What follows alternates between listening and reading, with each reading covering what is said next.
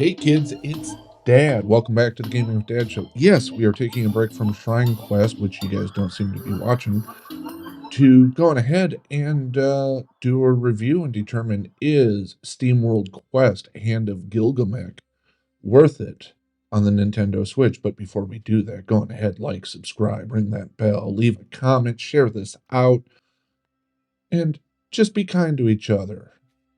So yes, this game is presently on sale for $1.99, 2 bones, regularly $24.99.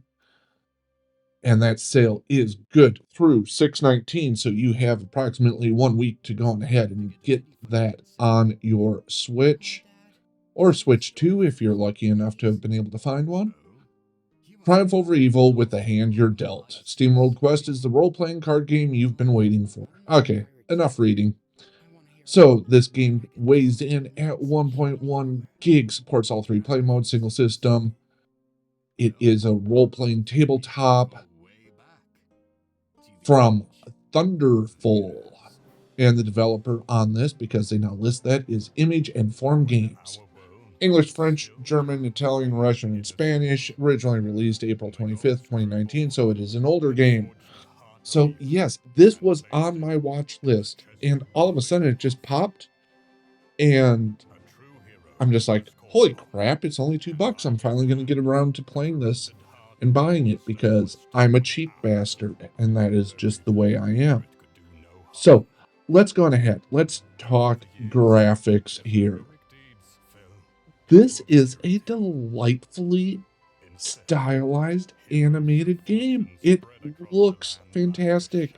Your characters are big and colorful. The world that you are in, likewise, is immersive and colorful in kind of that stylized way.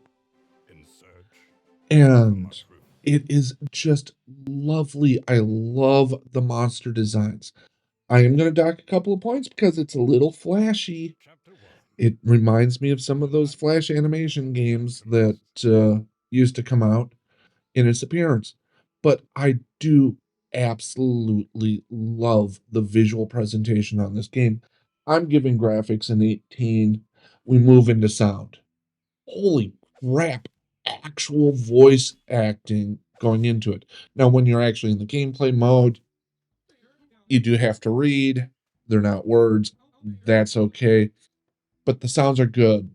The dealing of the cards is good. The background music is acceptable. Nothing I'm going to be humming for while I'm doing yard work, but, you know, that music is okay. I will say that the battle sounds are a little bit muted. I would have liked a little bit more pop and snap in that category. But altogether, sound is extremely solid, fits the game well. I love the actual voice acting, which is hard to say about a lot of things. So, sound, very solid, gets a 17. We're sitting at a score of 35 right now as we move into controls. Yes, you move your character around with the thumbstick. You can select your cards that you do your battle with. That's all fine and dandy. The controls are really rock solid and well fitted for the game. That said, nothing spectacular. So controls are going to get a 16. We're looking at a score of 51 as we go into gameplay. This is one of those card battle games where you get dealt your hand, you choose your moves. It's kind of turn-based. You know, you have to strategically play which card you're going to use first in the round. So if you're buffing your attack or buffing other stats, you kind of want to do that first before you do the attack, because then you'll do more damage. You can throw up shields. You can discard cards and immediately get another card as the as a choice. The gameplay is just really solid. You navigate through the map and collect treasure. You also manage to find equipment that you can then role play and add to your character to improve your defenses or your attacks. Your character levels up. The gameplay is just super solid and in depth. The only thing that might deter some players is that whole battle aesthetic or style. You might want a more aggressive gameplay. That's not what they were going for here. This is not an action RPG.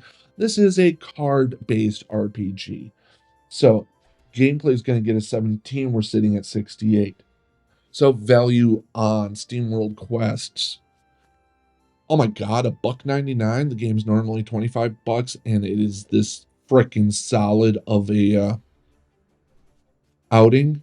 Yeah, I am giving the value, especially now for the next week with it on sale, a 19. That gives the game an overall score of 87. That is a high B. This is a fantastic value to go on ahead, pick up on your Switch or Switch 2 right now. It is amazingly good.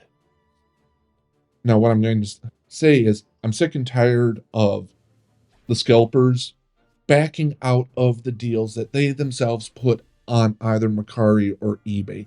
I've had 4 tell me after I've done the transaction that they're going to have to issue a refund because they're not making enough money on the deal they themselves posted.